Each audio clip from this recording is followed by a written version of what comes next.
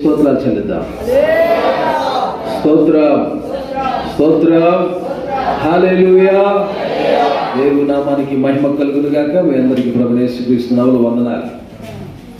బాగున్నారు అందరూ? ఈ వర్షాకాలంలో ఉంటున్నాం. వర్షాకాలంలో ఎప్పుడు కరెంటు పోయిందో ఎప్పుడు వచ్చిందో తెలియదు. ఆమేన్. కాబట్టి మనం కరెంటు నమ్ముకోవసరం లే.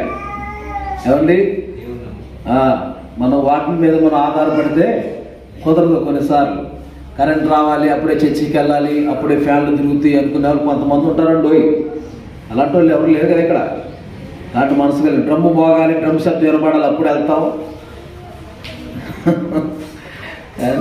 కరెంట్ ఉన్నా లేకపోయినా నీకు పాట శబ్దం వినపడినా టైం తెలుసుకోవాలి కదా, సమయానికి వచ్చేసేయాలి. ఆమేన్. హల్లెలూయా. ఓకే, శ్రేష్టమైన సమయంలో మనం ఉంటున్నాం.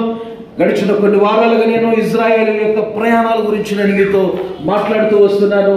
ఏమండి, ఐగుప్తు నుండి ఇశ్రాయేల్ ప్రజలు కనాను దేశానికి, దేవుడు వాగ్దానం చేసిన దేశానికి వాళ్ళు ప్రయాణం అవుతూ వెళ్తున్నారు. హల్లెలూయా.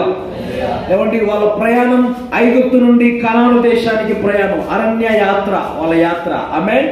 భూ సంబంధమైనది, అది శరీర సంబంధమైన యాత్ర. మన యాత్ర, మన ప్రయాణము భూలోకము నుండి ఎక్కడి వరకు చెప్పండి? పరలోకానికి. చెప్పండి, భూలోకము నుండి పరలోకానికి మన ప్రయాణం. మన ప్రయాణం ముందుకు సాగిపోతూ ఉండాలి, ఎక్కడ ఆగిపోకూడదు. Praise the lord. ఈ లోక యాత్రలో, ఈ లోక ప్రయాణంలో మనం ఉన్నాం. మన యాత్ర ఆధ్యాత్మికమైనది, ఆత్మీయ యాత్ర, విశ్వాస యాత్ర, ఆనంద యాత్ర. హల్లెలూయా. ఎక్కడ మనం మన ప్రయాణం ఆగిపోకుండా గమ్యానికి మనం చేర్చబడాలి. ఎక్కడ చేర్చబడాలి? గమ్యానికి చేర్చబడాలి. ప్రభు యొద్దకు మన ప్రయాణం సాగాలి. అయితే ఇజ్రాయెల్ గురించిన యాత్ర, ప్రయాణం గురించి మనం ఎందుకు చెప్పుకుంటున్నాం అంటే, వారి గురించి మాట్లాడుకుంటూ, ఆ జరిగిన సందర్భంలో ఉన్న సంఘటనలు మనం మాట్లాడుకుంటూ ఆత్మీయమైన పాఠాలు మనం నేర్చుకుంటున్నాం. ఆమేన్. దేవుని కొరకు మనం కూడా ఏ విధంగా మనం అక్కడ జరిగిన సందర్భంలో మనం ఏం చేయాలి, అక్కడ ఏం జరిగింది అన్న విషయాలు మనం ఏమండి ఆధ్యాత్మికమైన పాఠాలు మనం నేర్చుకుంటూ, సత్యాలు మనం నేర్చుకుంటూ, ఆ ప్రకారంగా నడుస్తూ మనం సిద్ధపడటానికి ఏమంటే ఎంతో ఆశీర్వాదకరంగా దేవుడు ఆ మాటలు ఏమంటే ఆ సందర్భాలు ఉంటూ ఉన్నాయి. ఆమేన్. హల్లెలూయా. ఇది మనం గమనించాలి. అయితే వారు ఏమండి ఐగుప్తులో రామ్సెస్ అనే ప్రాంతంలో ఉండేటువంటి వారుగా ఉన్నారు ఇజ్రాయెల్. అక్కడి నుంచి ఎక్కడికి వచ్చారు? సుక్కోత్ అనే ప్రాంతానికి వచ్చారు. తర్వాత సుక్కోత్ నుండి ఏమండి యోతాములోకి వచ్చారు. యోతాములో జరిగిన విషయాలు పోయిన వారు నేను మీతో మాట్లాడాను. అగ్ని స్తంభంగా, మేఘ స్తంభంగా యేసయ్య వారితోనే ఉంటూ వారిని నడిపించాడు. హల్లెలూయా. అవి పోయిన వారం మనం విన్నాం. ఎప్పుడు విన్నాం? పోయిన వారం విన్నాం. ఎలా ఉండి వారికి ప్రభు వారిని నడిపించాడు? వారితో ఉండి అగ్ని స్తంభంగా పగలపూట, మేఘ స్తంభంగా ఉన్నాడు పగలపూట, రాత్రిపూట ఏమో అగ్ని స్తంభంగా ఉంటూ వారిని నడిపించాడని యోతాము అనే ప్రాంతంలో. ఏమండి, అలాగనే 40 సంవత్సరాలు కూడా వాళ్ళ ప్రయాణం అంతటిలో ప్రభు పగలపూట మేఘ స్తంభంగా ఉన్నాడు, రాత్రిపూట అగ్ని స్తంభంగా ఉంటూ నడిపించాడని. ఇంకా దేవుడు మనల్ని నడిపించాలంటే మనం కలిగి ఉండవలసిన 7 క్వాలిటీస్, లక్షణాలు మనలో ఉండాలి. అప్పుడే మనల్ని నడిపిస్తాడు అన్న విషయాలు మీతో మాట్లాడాను. ఆమేన్. ఈరోజు మరొక విషయాన్ని నేర్చుకోబోతున్నాం. ఏమంటే, వాళ్ళు యోతాము అనే ప్రాంతంలో నుంచి వాళ్ళు మరొక స్థలానికి వాళ్ళు బయలుదేరారు. నిర్గమాకాండం బైబిల్ తెరిచి అందరూ చూడండి. 14వ అధ్యాయము 1వ వచనం నుంచి చదవండి. మరియు యెహోవా మోషేతో ఇలాగ సెలవిచ్చెను, ఇశ్రాయేలీయులు తిరిగి పిహహీరోతు ఎదుటను అనగా మిగ్దోలులకు సముద్రములకు మధ్యనున్న బయస్ఫోను ఎదుటకు దిగవలెనని వారితో చెప్పుము. దాని ఎదుటి సముద్రం వద్ద వారు దిగవలెను. హల్లెలూయా. ఏమండి, ఇటు చూడండి నా వైపు.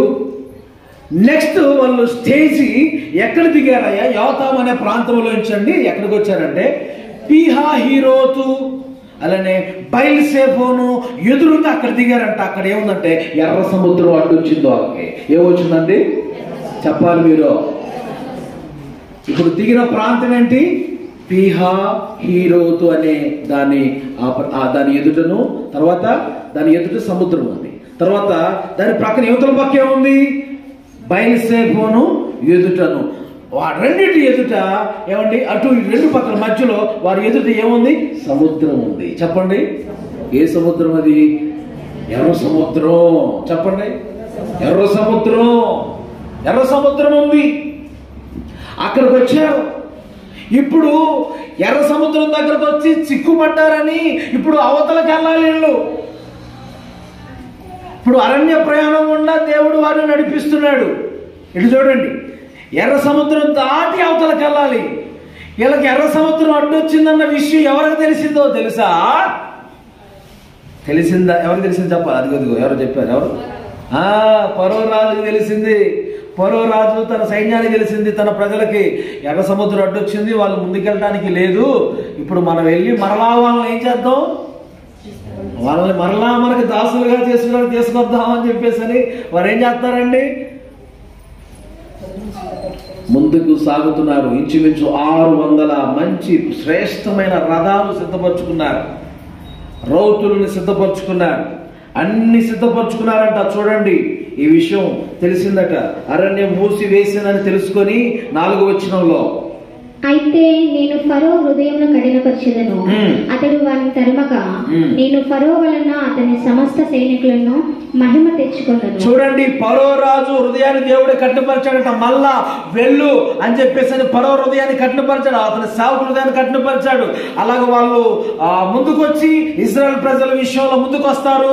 అక్కడ వారందరినీ కూడా ఐగుప్తీయులందరినీ కూడా దేవుడు ఆ యొక్క సముద్రంలో అందరినీ చంపేయటం మనం చూస్తాం. ముందు ఆ విషయాలు మనం చూస్తాం. అయితే ఆ విధంగా నేను ఫరో వలన అతని సేనల వలన నేను మహిమ తెచ్చుకుంటానని చెప్పేసి అని దేవుడు అక్కడ మాట్లాడుతూ ఉన్నాడు. తర్వాత 5వ వచనం, ప్రజలు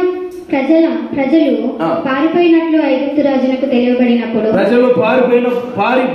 ఐగుప్తు రాజునకు తెలుపబడినప్పుడు ఫరో హృదయమును అతని సేవకుల హృదయము ప్రజలకు విరోధంగా త్రిప్పబడి మనం ఎందుకు ఇలాగ చేశాము? మన సేవలో ఉండకుండా అరే ఎందుకు వాళ్ళని పంపించేశాం? మనం మోషే వచ్చి చెప్పగానే 10 అద్భుతాలు జరగగానే తెగుళ్ళు పంపించగానే మనం ఎందుకు పంపించేసాం? అసలు ఆ ఇశ్రాయేల్ ప్రజల్ని మనకు దాసులుగా ఉంచుకుంటే బాగుండేదే కదా అని చెప్పేసి అని వాళ్ళ మనసుల్లో మరలా కఠినత్వం వచ్చేసి మరలా తీసుకొని మనందరూ ఇశ్రాయేల్ ప్రజలందరినీ పట్టుకొని వెళ్దామని ప్రయాణమై వస్తున్నారండి.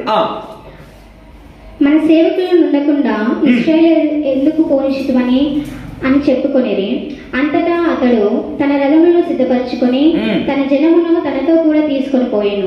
మరియు అతడు శ్రేష్టమైన 600 రథములను ఐగుప్తు రథములన్నిటినీ వాటిలో ప్రతి దాని మీద అధిపతులను తోడుకొని పోయాను. యెహోవా ఐగుప్తు రాజైన ఫరో హృదయంను కఠినపరచగా అతడు ఇశ్రాయేలును తరిమెను. అట్లు ఇశ్రాయేలు బలిమి చేత బయలు వెళ్ళుచుండెను. బలిమి చేత ఎలాగండి? చెప్పాలి. ఫ్రీగా కాదు. ఎలా వెళ్తున్నారు? బలవంతంగా నడిపించాల్సి వస్తుంది. బలవంతంగా. మీరు చర్చికి వచ్చినప్పుడు ఎలా రావాలి? ఒకళ్ళు తోస్తే రావటం కాదు. రెడీ అవ్వమ్మాయి స్పీడ్గా ఉండాలి. ఆదివారం ఆమె చెప్పండి. మీరు చర్చికి వచ్చేటప్పుడు రెడీ అయ్యే టైంలో వాళ్ళు మిమ్మల్ని లేపటం, లేరా రెడీ అవ్వరా, లేచి రెడీ అవ్వరా, లేమ్మా రెడీ అవ్వు అని చెప్పేసి అని పొద్దుకులు ఒత్తిడి చేయటం. బియ్యంతుడి మీరే ఆదివారం రోజు ఎప్పట్లాగా నిద్రపోకూడదండి. ఆదివారం రోజు మనం పెందల గడ లేచి పనులన్నీ త్వరగా చేసుకొని దేవుని సన్నిధికి రావాలి. ఒకళ్ళు బలవంతం చేయాలి, ఒకళ్ళు బలవంతం పెట్టాలి. ఇంట్లో రెడీ అవ్వమ్మా చెప్పి అలానే ఉంటుంది. ఇక్కడ వీళ్ళు ఏం చెప్తారంట? ఇప్పుడు బలిమి చేత బయలుదేరుతున్నారంట. ఎలాగ బయలుదేరుతున్నారు? మళ్ళీ చదవండి అన్నమాట. అట్లు ఇశ్రాయేలు బలిమి చేత బయలు వెళ్ళుచుండేది. ఐగుప్తులు అనగా ఫరో రథములు గుర్రములన్నీ అతని గుర్రపు రౌతులను అతని దండులను వారిని తరిమి బయస్పోను ఎదుటనున్న పీహారీరోతులకు సమీపమైన సముద్రము దగ్గర వారు దిగి ఉండగా వారిని కలుసుకునేది. అది చూడండి, ఇలా తరుముతున్నారు. ఎవరిని తరుముకుంటూ వస్తున్నారు? ఇశ్రాయేల్ ప్రజలు తరుముకుంటా వస్తున్నారు. ఎవరండి? ఐగుప్తీయులు. గుర్రాలు రథాలు వేసుకొని మరలా వస్తున్నారండి. ఫరో అతని సైన్యంతో వస్తున్నాడు. ఎవరిని తరవడానికి? ఎవరు తరుగుతున్నాడు? ఎవరు పట్టుకుందామని? ఇజ్రాయెల్ పట్టుకొని మరలా తమకు దాసులుగా ఉంచుకోవటానికి, తమకు సేవకులుగా పనిచేయించుకోవటానికి తీసుకెళ్దామని మరలా వస్తున్నారు వాళ్ళు. అప్పుడు వీళ్ళ ప్రయాణం ఎలా సాగుతుందండి? బలవంతంగా సాగుతుంది ముందుకి. ఎలా సాగుతుంది? అప్పుడు ఏమంటారంటే మోషేతో, మోషే ఎందుకు తీసుకొచ్చావయ్యా? ఐగుప్తులో మాకు సమాధులు లేవా? సంపడానికి తీసుకొచ్చావా నాయన? అక్కడే చచ్చావాలంగా, చచ్చేదేదో. ఇవన్నీ ఎవరితో ఉంటున్నారండి? కింద వచ్చిన వాళ్ళు అంటాడండి, చదువుతారా మాట? అంతటా వారు మోషేతో, ఐగుప్తులో సమాధులు లేవని ఈ అరణ్యంలో చచ్చుటకు మమ్మల్ని రప్పించితివా? ఐగుప్తులో సమాధులు లేవని ఇక్కడికి తీసుకొచ్చావా నాయన? మమ్మల్ని ఐగుప్తుల నుండి బయటికి రప్పించి మమ్మల్ని ఇట్లు చేయనేలా? ఎందుకు ఇలా జరిగింది? మరి ఐగుప్తులో తీసుకొచ్చావు, మరి ఇక్కడైంది మరి ఎర్ర సముద్రం అంటే వచ్చింది. మేము అవతల దిక్కుగా పోవాలి, అవతల దిక్కుకు పోవాలంటే ఎర్ర సముద్రం అంటే వచ్చింది. వెనకాల చూస్తేనేమో శత్రువులు బయలుదేరుతున్నారు, ముందు చూస్తేనేమో ఎర్ర సముద్రం అంటే వచ్చింది. ఇప్పుడు ఏం చేయాలయ్యా? సంపడానికి తీసుకొచ్చావా మోసే? సంపడానికి తీసుకొచ్చావా మోసే? ఎందుకు అక్కడే చచ్చిపోవాలయ్యా? అక్కడ సమాధులు లేవా? ఎందుకు తీసుకొచ్చావయ్యా అని ఎవరి మీద అంటున్నారండి? మోసే మీద గొనకటం సొనకటం మొదలు పెట్టారు. ఏమండి? మోసే ఒక్కటే మాట అన్నాడు, భయపడకండి. ఈరోజు మీరు కన్నులారా దేవుడు చేసే రక్షణ మీరు కన్నులారా చూస్తారు. ఆ ఎర్ర సముద్రాన్ని చీల్చలేకపోతున్నాడు. దాన్ని చీల్స్తాడు. గోడలాగా ఏకరాశిగా అటు ఇటు నిలబడతాయి. మధ్యలో మీరు నడుచుకుంటా పోతారు. గట్టిగా చప్పలు కొడుతూ ప్రభువుని స్తుతించండి. హల్లెలూయా. ఆరిని నేల మీద నడుచుకుంటా పోతారు. మీరు మీ కన్నులారా చూస్తారు దేవుడు చేసే గొప్ప కార్యాన్ని అని చెప్పాడండి వాళ్ళందరితో. భయపడకండి. హల్లెలూయా. భయపడక. అంతేనండి, అంతే.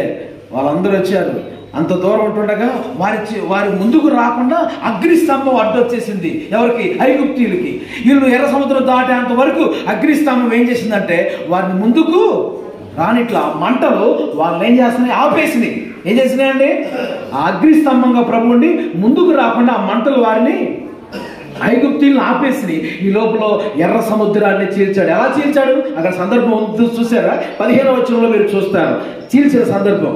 14 అధ్యాయం 15-16 వచనాలు. అంతలో యెహోవా మోషేతో, నీవెలా నాకు మొరపెట్టుచున్నావు? నువ్వు ఇంకా మొరపెడతా ఉన్నావేంటి మోషే? సాగిపోవుడి అని ఇశ్రాయేలుతో చెప్పుము. సాగిపోండి అని ఇశ్రాయేలుతో చెప్పు.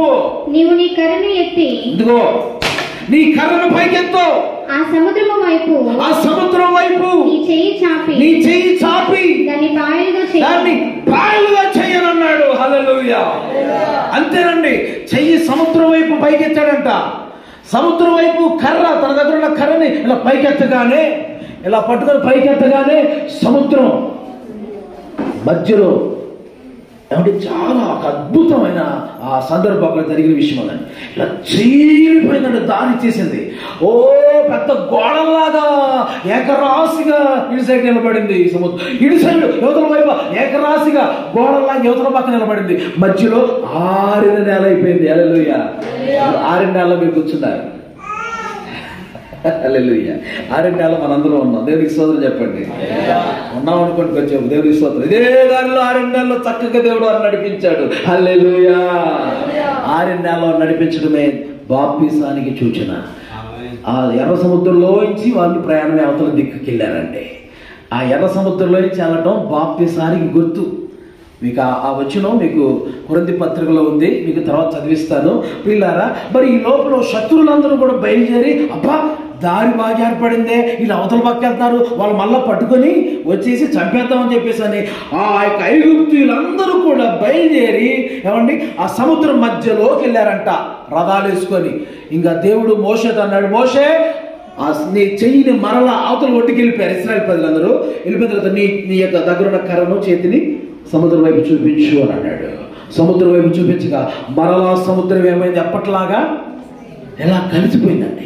కలిసిపోగానే ఐగుప్తు యొక్క గుర్రములు, రథములు, ఆ సైనికులు అందరూ సముద్రంలో కలిసిపోయారు.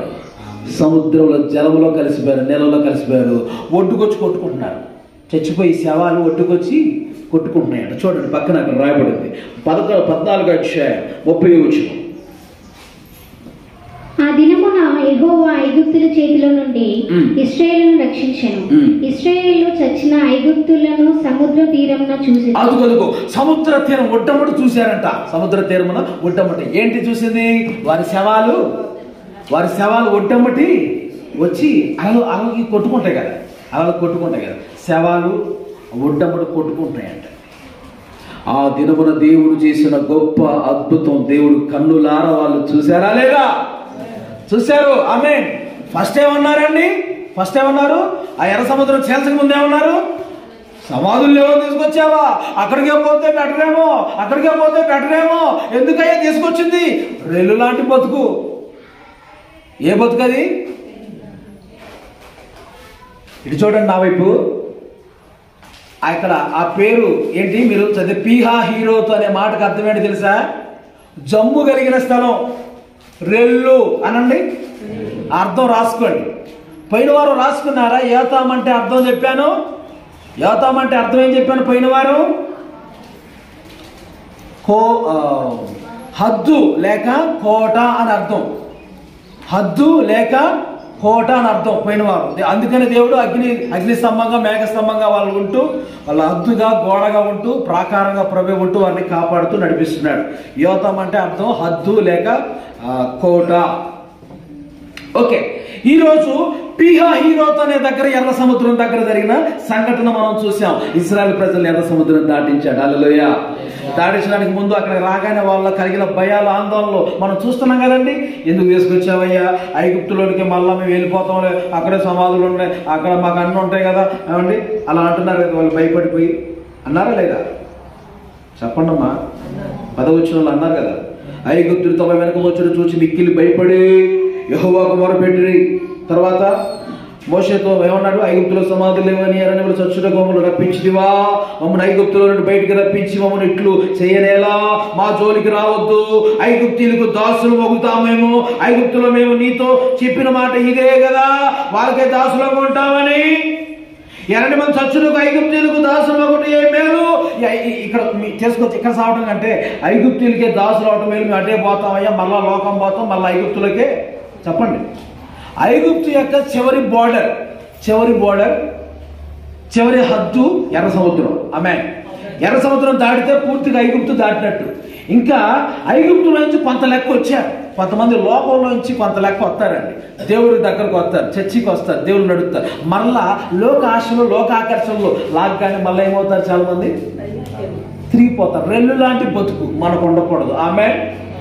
ఏం చెప్పాను? పీహా హీరోత్ అనే ప్రాంతంలో దాని ఎదుట ఏముంది? సముద్రం ఉంది, ఎర్ర సముద్రం ఉంది. హల్లెలూయా. పీహా హీరోత్ అనే మాటకు అర్థం ఏం చెప్పాను? రెల్లు. చెప్పండి. రెల్లు, జమ్ము. ఇప్పుడు రెల్లు, జమ్ము అనేది గాలి వస్తే ఏమైందండి? ఊగిసలాడుతూ ఉంటాయి. అటు ఇటు వస్తే గాలికి గట్టిగా కొట్టుకొని ఎగిరిపోద్ది కూడా. అలాగనే దేవుళ్ళలో మనం రెల్లు లాంటి బతుకు మనం ఉండకూడదు. అసలైన పాట ఇప్పుడు ఉంది. ఇప్పుడు దాకా చెప్పిందంతా అక్కడ జరిగిన సంఘటన మనం చెప్పుకున్నాం. అసలు పాట ఇప్పుడు ఉందన్నమాట. మీకు దేవునికి స్తోత్రం.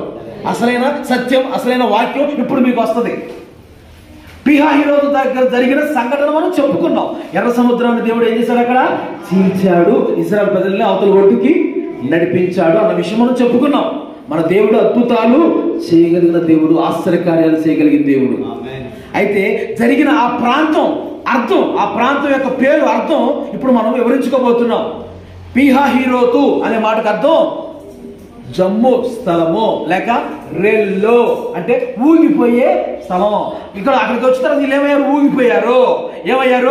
ఊగిపోయారు. మళ్ళా మేము ఎడిపోతాం. హలో, విన్నారండి? కళ్ళు తెరిచి వస్తున్నారు నా వైపు.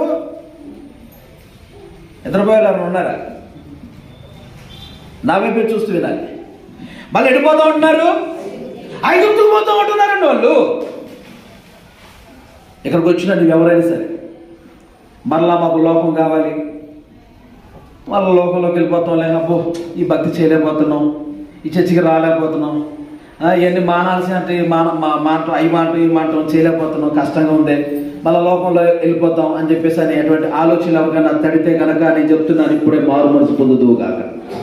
హల్లెలూయా. అలాంటి మనసు ఎవరికైనా వస్తే ఈ భక్తి చేయలేకపోతున్నాం, నడవలేకపోతున్నాం, ఊగిసలాడే రెల్లులాగా, ఏమండి గాలిలో దీపం ఆరిపోయేటువంటి స్థితి బతుకు మనకొద్దు.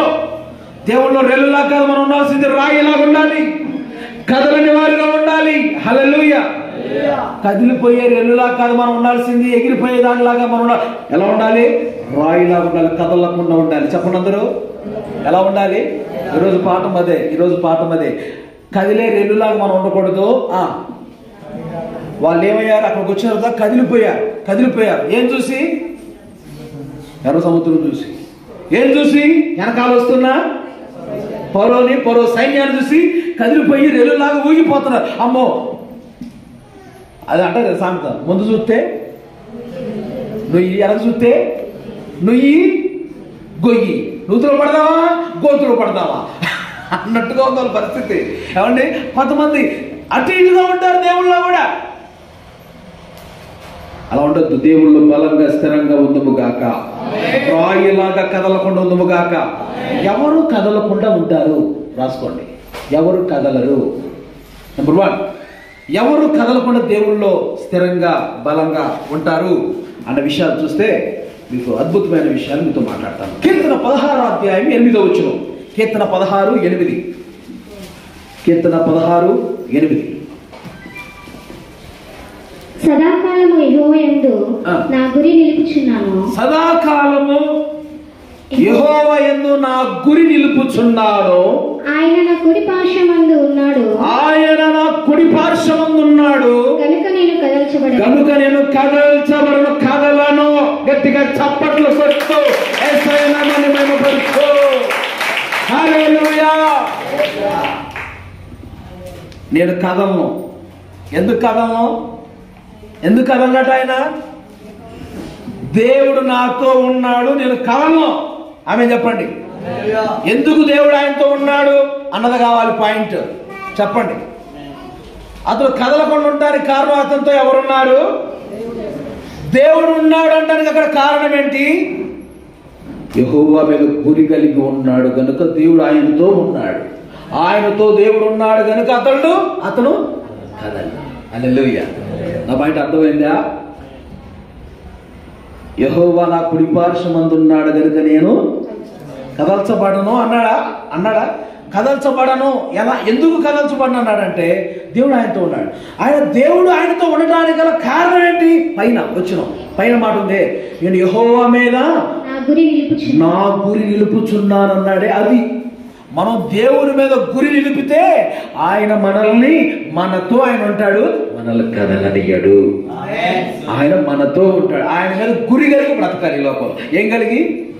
గురి కలిగి బ్రతకాలి. ఆయన మీద దృష్టి కలిగి మనం ఈ లోకంలో బ్రతకాలి. ఎవరి మీద దృష్టి ఉంచుతున్నావు? వేడి వైపు నువ్వు చూస్తున్నావు. పేతురు గాలి వైపు చూస్తే ఏమయ్యాడు? మునిగిపోతున్నాడు.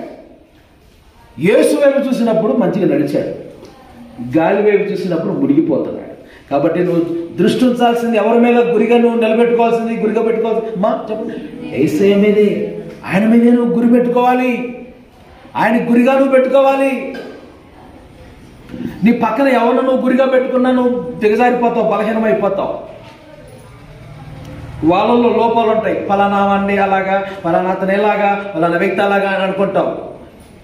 కానీ నువ్వు గురిగా పెట్టుకోవాల్సింది ఎవరు చెప్పండి?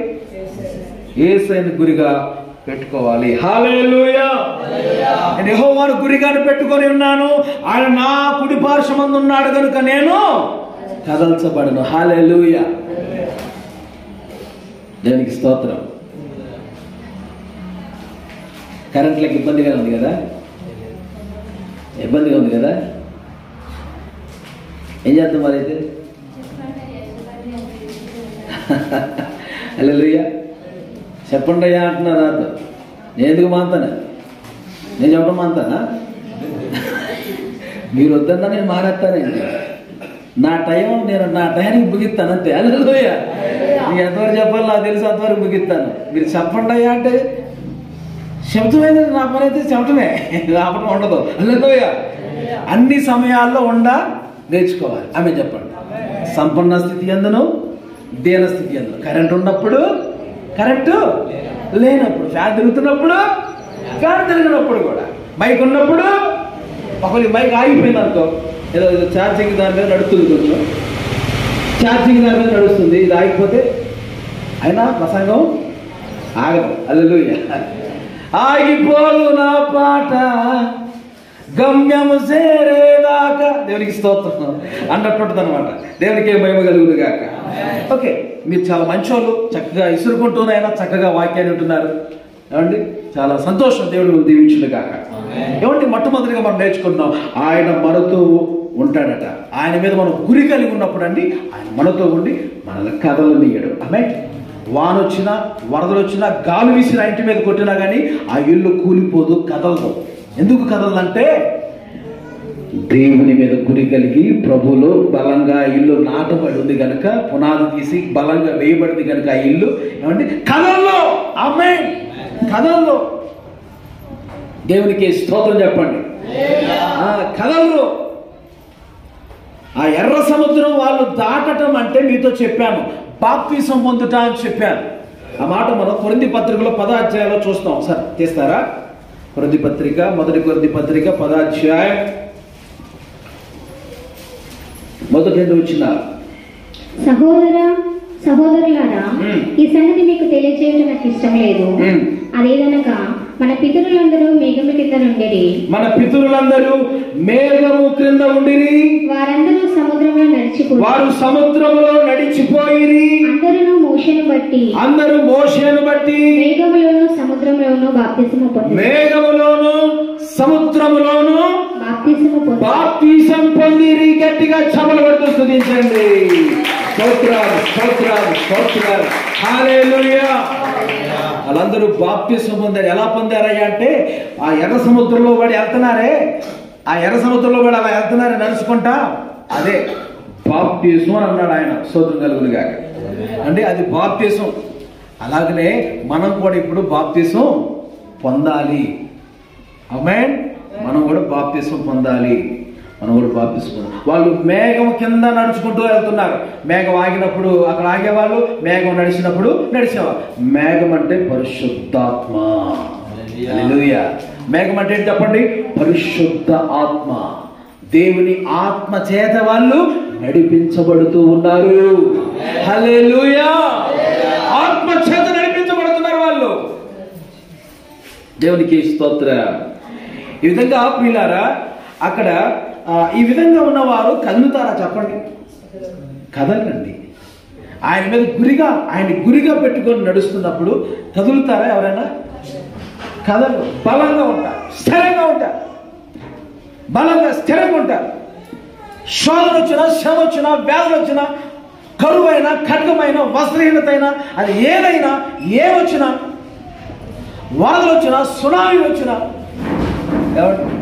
వాళ్ళు ఎలా ఉంటారు? దేవుళ్ళలో కదలని వారుగా, స్థిరులుగా ఉంటారు. హల్లెలూయా. ఉన్నవన్నీ పోయినా వచ్చినా వాళ్ళు ఎలా ఉంటారు? దేవుళ్ళు కదలని వారుగా ఉంటారు. దేవునికి స్తోత్రం. అందుకని వారు యెహోవాని ఏం చేశారట? గురిగా పెట్టుకున్నారు కనుక ప్రభు వారితో ఉన్నాడు. వారు కదలరు అన్నమాట. దేవునికి స్తోత్రం కలుగును గాక. కదలరు. కదులుతారా మీరు? కదులుతారా చెప్పండి. ఎంతమంది చెబుతున్నారు? కదలరా? చర్చికి కదులుతారా? మరి చర్చికి అయితే కదులుతారా? బైబిల్లో ఒక మాట రాయబడింది. 2వ పాయింట్లో మీరు దాంట్లో మీకు వివరిస్తారు. చూడండి. కీర్తన 125:1. కీర్తన 125:1. 2వ పాయింట్ రాసుకోండి. నమ్మిక ఉంచువారు యెహోవాయందు నమ్మిక ఉంచువారు కదలక నిత్యం నిలుచు సియోను కొండవలె ఉందురు. ఆమేన్. ఇటు చూడండి, దేవుని యందు నమ్మిక ఉంచిన వారు కదలకుండా నిలిచి ఉంటారు. సియోను కొండవలె నిలిచి ఉంటారు, కదలకుండా. ఆమేన్. ఇంటి దగ్గర ఉండకండి, కదలకుండా. ఇంటి దగ్గర కదలకుండా నేను చర్చికి రాను అని కదలకుండా ఇంటి దగ్గర ఉంటే బండల్లాగా కొండల్లాగా ఉండకండి. దేవుళ్ళలో ఏమైనా ఎలా ఉండాలి? దేవుళ్ళలో బండలాగా ఉండాలి. దేవునికి స్తోత్రం కలుగును గాక.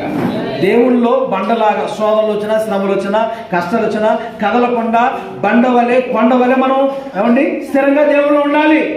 కానీ చర్చికి రాకుండా ఇంటి దగ్గర నేను బండలాగుంటాను, చర్చికి రాకుండా ఇంటి దగ్గర బండలాగుంటాను, శుక్రవారం రాను, ఆదివారం రాను, ఎక్కడ కూటమి పెట్టినా అక్కడికి రాను. ఎలా ఉంటాను? కదలని బండలాగుంటాను ఉంటారా? అలానే ఉంటారా మీరు? అలా ఉండొచ్చా? చర్చికి రాకుండా ఇంటి దగ్గర ఉండే కదలని బండలా కాదు ఉండాల్సింది. ప్రభువులో మనం కదలని బండలా ఉండాలి. పాఠం అది. స్తోత్రం కలుగుతుంది కాక. ఆ మాటలు అర్థమవుతున్నాయా అండి? అర్థమవుతున్నాయా? ఏం చెప్పాను? చర్చికి రాకుండా ఇంటి దగ్గర ఉండే కదలని బండల్లా కాదు, కదలని కొండల్లా కాదు మనం ఉండాల్సింది. ప్రభువులో దేవుళ్ళలో మనం శోధనలు వచ్చినా, శ్రమలు వచ్చినా, ఎలాంటి కష్టం వచ్చినా, ఎలాంటి వేదన వచ్చినా కానీ కదలకుండా దేవుళ్ళలో ఉండే మనం కొండలాగా బండలాగా మనం దేవుళ్ళలో ఉండాలి. పేతురుతో దేవుడు ఏమన్నాడు? పేతురు నీకు పేరు కేఫా అనబడును అన్నాడు. కేఫా అంటే రాయి అని. హల్లెలూయా. సీమోను కాదు నీ పేరు కేఫా, రాయి, బండ. హల్లెలూయా. చూసారా? చక్కని పేరు పెట్టాడు. ప్రియులారా, దేవుని యందు నమ్మిక ఉంచిన వాళ్ళు అందరూ కూడా కదలకుండా ఉంటారు. ఇప్పుడు ఎర్ర సముద్రం దాటించిన తర్వాత వాళ్ళందరూ అంటే యెహోవా యందును మోషే యందును నమ్మిక ఉంచారంట. నిర్గమాకాండం చూస్తారు.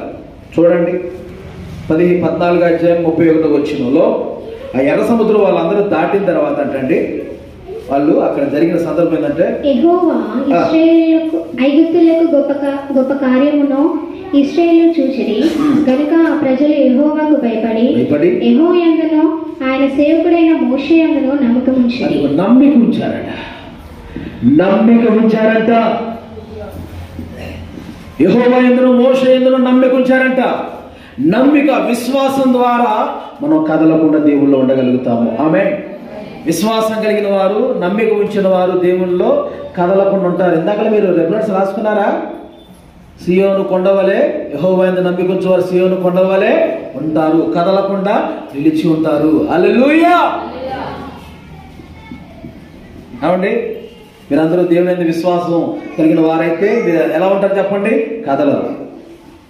మీరందరూ ఎలా ఉంటారు చెప్పండి? కదలరు. కదలకుండా దేవుళ్ళు బలంగా నిలిచి ఉంటారు విశ్వాసం కలిగిన వారైతే. ఆమేన్. హల్లెలూయా. విశ్వాసంతో ఉందామా? ఆ విశ్వాసం కలిగిన వాళ్ళు కదలరు. విశ్వాసం కలిగిన వాళ్ళేనా మీరు? విశ్వాసం కలిగిన వాళ్ళేనా మీరు? చెప్పండి. అయితే మీరు కదలరు. ఆమేన్. ప్రభువులో కదలకుండా నిలబడి ఆ విధంగా ఉండండి. మీరు రెల్లు కాదు. ఇప్పుడు ఎవరిగా చెప్పండి? రెల్లు కాదు, జమ్ము కాదు, కదిలిపోయే మేఘాలు కాదు, ఎగిరిపోయే పొట్టు కాదు. మీరు ఎవరు చెప్పండి? గింజలు.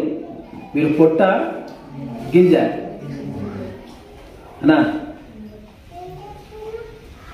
సిస్టర్ అమలారా చెప్పండి. మీరు పొట్ట, గింజ?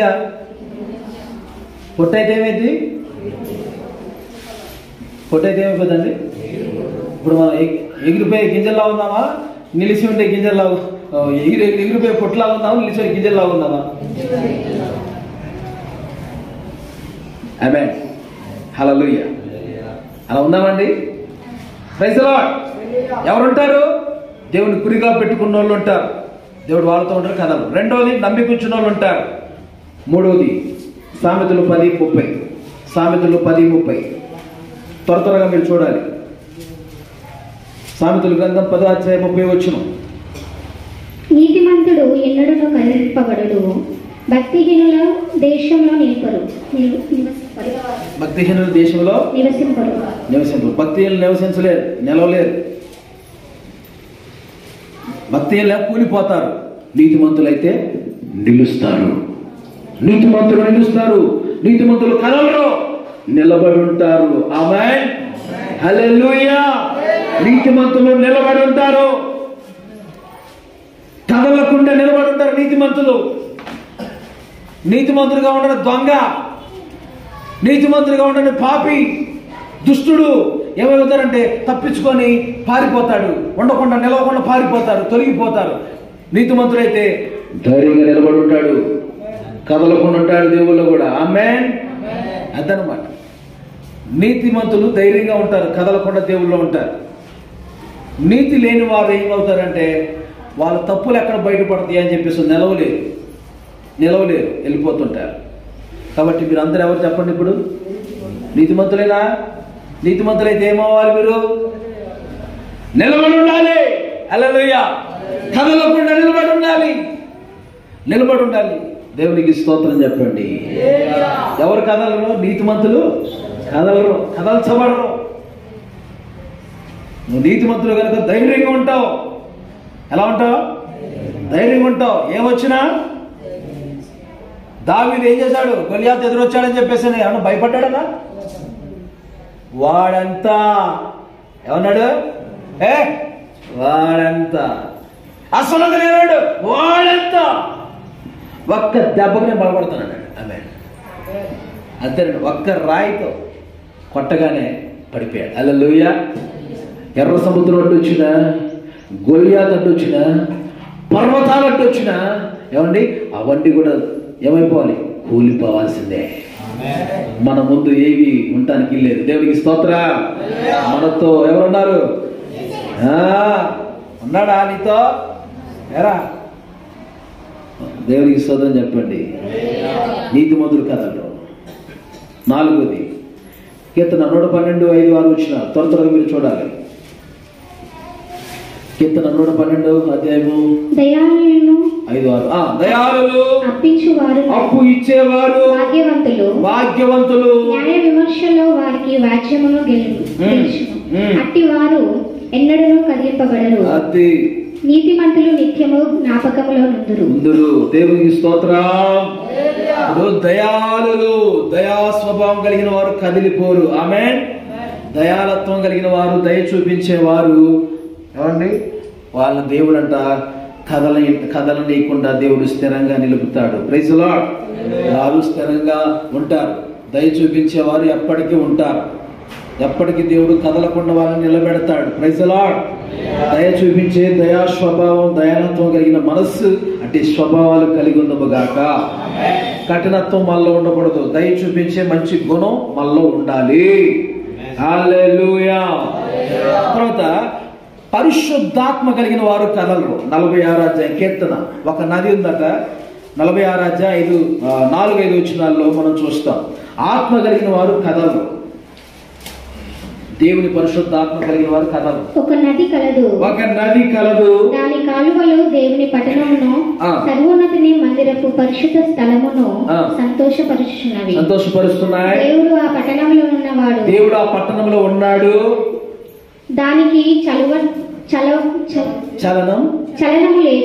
లేదు. చలనం అంటే కదలిక లేదు. ఆమేన్. అంటే కదలదు అని.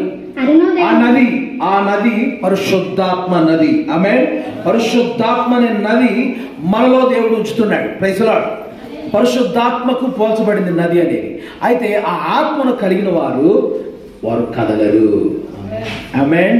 చెప్పండి. ఆత్మను కలిగిన వారు, పరిశుద్ధాత్మను కలిగిన వాళ్ళు కదిలిపోరు. ఏ వచ్చినా కదలరు వాళ్ళు. దేవుళ్ళలో బలంగా ఉంటారు. హల్లెలూయా. ఏం కలిగిన వాళ్ళు? ఆత్మ ఉందా మీకు? ప్రభు అన్నాడు ఆత్మ లేకపోతే అడగండి పొందుకోండి అన్నాడు. Praise lord. పరిశుద్ధాత్మ అడిగి పొందుకోండి. ఆ ఆత్మ నువ్వు కలిగి ఉంటే నువ్వు దేవుళ్ళు ఎలా ఉంటావు? బలంగా ఉంటావు, స్థిరంగా ఉంటావు. స్థిరంగా కదలకుండా ఉంటావు. ఆత్మ లేని వాళ్ళు కదిలిపోతారు. ఆత్మ కలిగిన వాళ్ళు కదలరు, స్థిరంగా బలంగా ఉంటారు.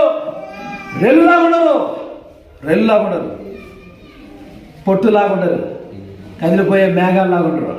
ఎలా ఉంటారు? రాయిలాగా దేవునిలో, ప్రభువులో, బండలాగా ప్రభువులో ఉంటారు. దేవునికి స్తోత్రం కలుగును గాక. ఆమేన్. హల్లెలూయా. నెంబర్ 6 6వ విషయం మీతో మాట్లాడతాను. కీర్తన 30 6 నేనెన్నడూ కదలనని నా క్షేమకాలమున అనుకొంటిని. యెహోవా దయగలిగి నీవే నా పర్వతమును స్థిరపరచితివి. నీ ముఖమును నీవు దాచుకున్నప్పుడు నేను కలత చెందితిని. చూడండి, నీ ముఖం దాచుకున్నప్పుడు నేను కలత చెందాను, కదిలాను. నీ ముఖం నాకు కనబడినప్పుడేమో ధైర్యంగా నేను ఉండగలిగాను. హల్లెలూయా.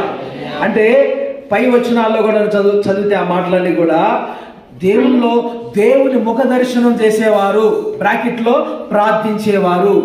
దేవుని ముఖ దర్శనం చేసేవారు, బ్రాకెట్లో ప్రార్థించేవారు కదలరు. ప్రార్థించేవారు దేవుని ముఖ దర్శనం ప్రతిరోజు ఆయన ముఖ దర్శనం చేసేవారు కదులుతారా? కదిలిపోతారా? చిన్న బాధ రాగానే, కష్టం రాగానే, శోధన రాగానే కదిలిపోతారా? కొన్ని అప్పులు అవగానే అమ్మో బాగా అప్పులైపోయి తెచ్చి మానేస్తారా? కొన్ని రోగం రాగానే ఆ రోగం వచ్చిందని చెప్పేసి తెచ్చి మానేస్తారా? దేవుని మీద అలుగుతారా? దేవుని మీద అలుగుతారా? సేవకుడి మీద అలుగుతారా?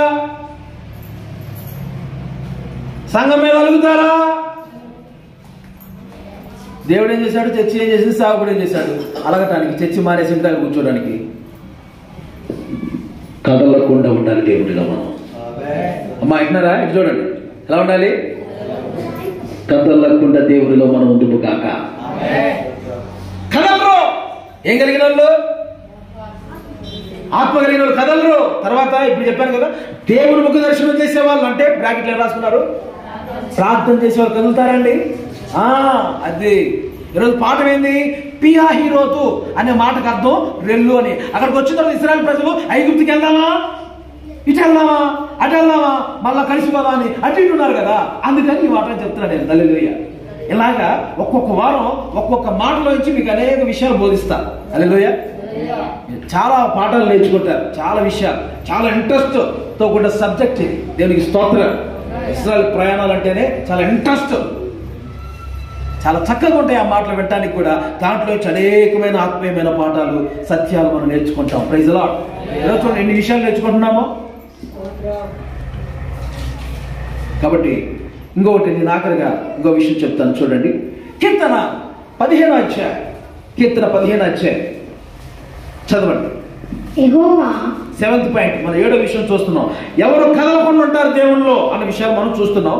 7వది యెహోవా నీ గుడారంలో అతిథిగా ఉండదగిన వాడెవడు? నీ పరిశుద్ధ పర్వతం మీద నివసింపదగిన వాడెవడు? ఎవడు? యథార్థమైన ప్రవర్తన కలిగి నీతిని అనుసరించుచు హృదయం పూర్వకముగా నిజము పలుకు వాడే. అట్టివాడు నాలుకతో కొండమలాడు, తన చెలికానికి కీడు చేయడు, తన పొరుగు వాని మీద నింద మోపడు. అతని దృష్టికి నీచుడు అసహ్యుడుగా ఉంటాడు. అతని దృష్టికి అతడు యెహోవాయందు భయభక్తులు గల వారిని సన్మానించును. అతడు ప్రమాణము చేయగా నష్టము కలిగినను మాట తప్పడు.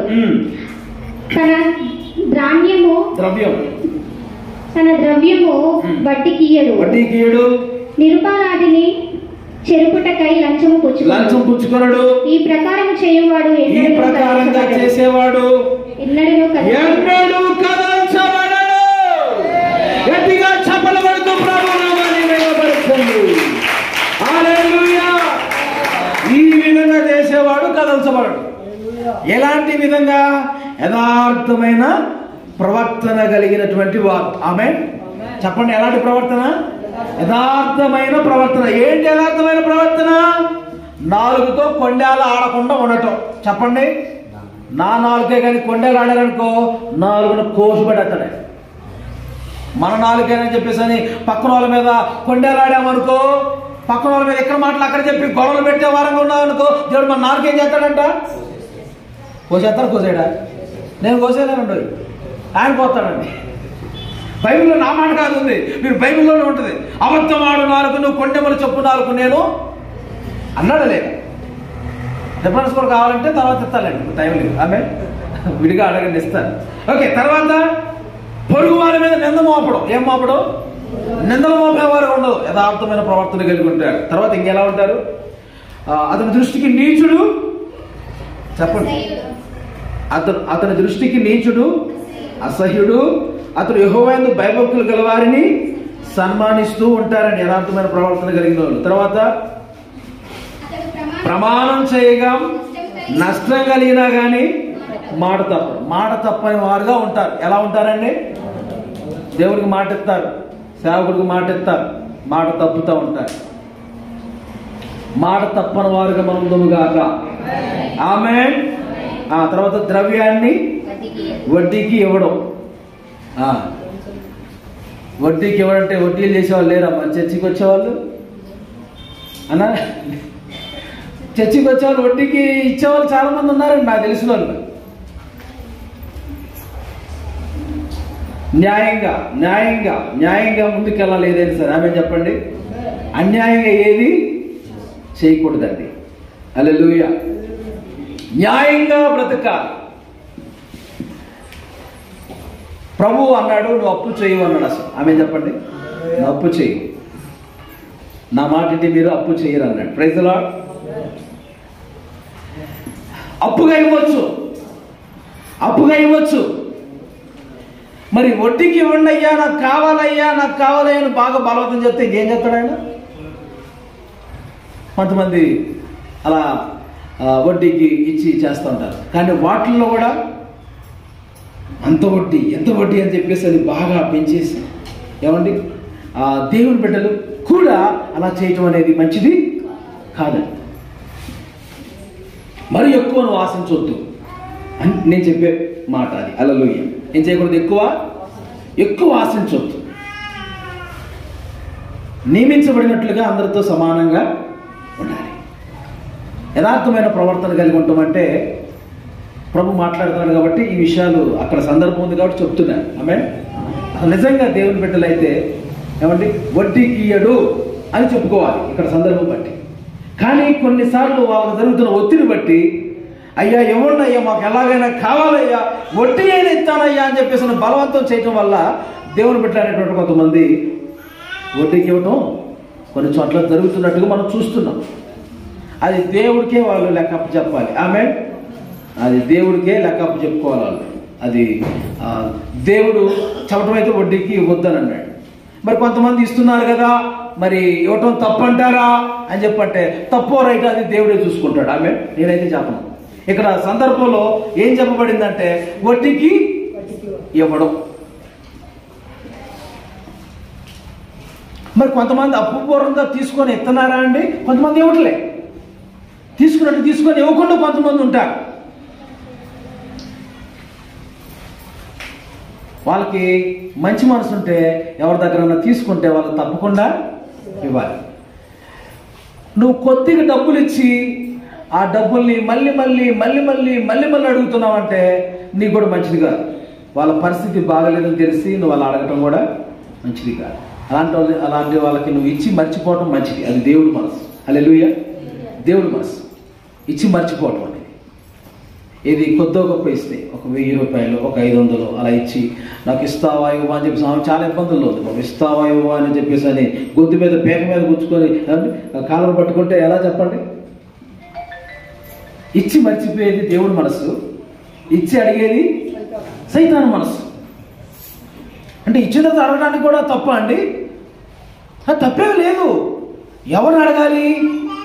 ఇచ్చిన తర్వాత మనం అడగడం ఎవరిని చేయాలి? ఎవరిని అడగాలి? మంచి స్థితిగతిలో ఉండి డబ్బులు తీసుకొని డబ్బులు ఇవ్వలేకుండా ఉంటారే వాళ్ళు అడగొచ్చు, తప్పులేదు.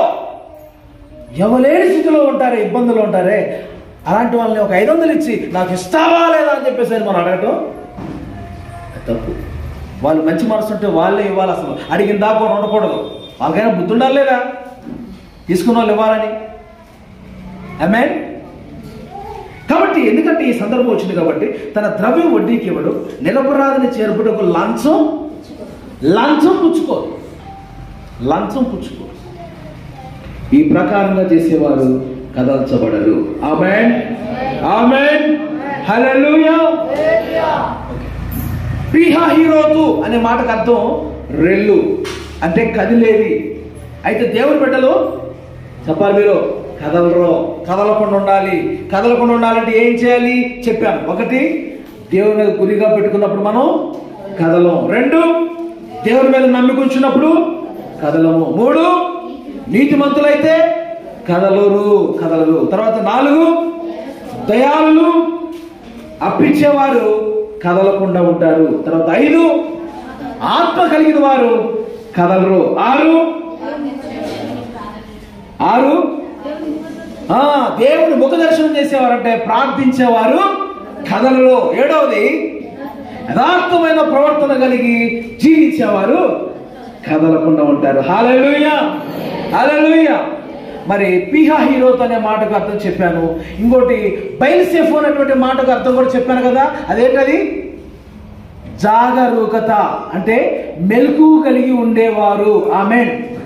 మెలకు కలిగి ఉండే, జాగరూకులుగా అంటే మెలకు కలిగి ఉండేవారు ఉండాలి. ఎందుకంటే యేసయ్య వస్తున్నాడు, ప్రభు వస్తున్నాడు, త్వరగా వస్తున్నాడు కనుక మీకు కలిగిన వాటిని జాగ్రత్తగా ఉంచుకోండి. మెలకు కలిగి ప్రార్థన చేయండి. జాగరూకత ఏమండి, అప్రమత్తంగా ఉండండి అని అర్థం. జాగరూకత అంటే మాట అర్థం అప్రమత్తంగా ఉండండి, జాగ్రత్తగా ఉండండి, మెలకు కలిగి ఉండండి. ప్రభు వస్తున్నాడు, లేకపోతే ఉపద్రవం రాబోతుంది, శిక్ష రాబోతుంది, శత్రువు రాబోతున్నాడు అన్నట్టు సందర్భం బట్టి ఏమండి జాగరూకంగా ఉండండి, మెలకు కలిగి ఉండండి అన్న మాట అర్థం. ఆమేన్. అలానే ఇప్పుడు మనం మెలకు కలిగి ఉండాలి. ఏ విషయంలో? యేసయ్య వస్తున్నాడు కనుక మనం మెలకు కలిగి ఉండాలి. నిద్రపోయే వారికి మనం ఉండకూడదు. మెలకు కలిగి ఏం చేయాలి? ప్రార్థించే వారికి ఉండాలి మనం. ఆమేన్. మెలకు కలిగి ఏం చేయాలి? వస్త్రాన్ని కాపాడుకునే వారికి ఉండాలి. మెలకు కలిగి మనం ఏం చేయాలి?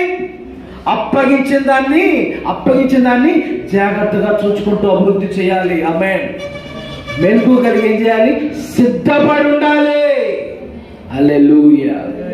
మెలకు కలిగి మనం ఏం చేయాలో ఏమండి చాలా విషయాలు రాయబడ్డాయి. మెలకు కలిగి ప్రార్థన ఒక్కరు చేయటం కాదు, మనం మెలకు కలిగి చేయాల్సింది ప్రార్థన చేయాలి. మెలకు కలిగి ఏం చేయాలి? వస్త్రాన్ని కాపాడుకోమన్నాడు. నీకు కలిగిన వస్త్రాన్ని కాపాడుకో, ఆయన వస్తున్నాడు. వస్త్రం అంటే స్వభావం. హల్లెలూయా. వస్త్రం అంటే స్వభావం అని. యేసయ్య స్వభావాలు కలిగి మనం రక్షణ వస్త్రము, నీతి వస్త్రము, ఉల్లాస వస్త్రము, ఇలాగ చాలా వస్త్రాలు ఉన్నాయి బైబిల్లో. అయితే వస్త్రం అనే మాటకు ఒక్క మాటలో చెప్పాలంటే స్వభావము. ఆమేన్. దేవుని స్వభావాలు మనలోంచి పోకుండా, సైతాను స్వభావం మనకు రాకుండా కాపాడుకోవాలి. హల్లెలూయా. అది ప్రభు త్వరగా వస్తున్నాడు, మనం సిద్ధపడి ఉందము గాక. జాగరూకంగా అంటే సిద్ధపడి ఉండండి మీరు అని చెప్పని అనటానికి బయల్సెఫు అనేటువంటి మాటకు అర్థం. ఆమేన్. తర్వాత ఇప్పుడు చెప్పాను కదా ఏంటిది? పిహాహీరోతు అనేటువంటి ప్రాంతంలో ఆ రెండిటికి మధ్యలో ఏముంది? ఎర్ర సముద్రం ఉంది. ఆ సముద్రం దాటం గురించి మనం ఈరోజు ఆ సందర్భం మాట్లాడుకొని ఈ యొక్క మాటను మనం ధ్యానం చేస్తున్నాం. దేవునికి మహిమ కలుగునుగాక. కాబట్టి దేవుళ్ళలో మనం కథల వారుగా స్థిరంగా ఉంది. ఎందుకంటే ప్రభు వస్తున్నాడు, మనందరం మెలకు కలిగి సిద్ధపడి ఉందము గాక. సందేశం ఇంతటితో ముగించబడింది. ప్రార్థన చేసుకుందాం. హల్లెలూయా, హల్లెలూయా, హల్లెలూయా.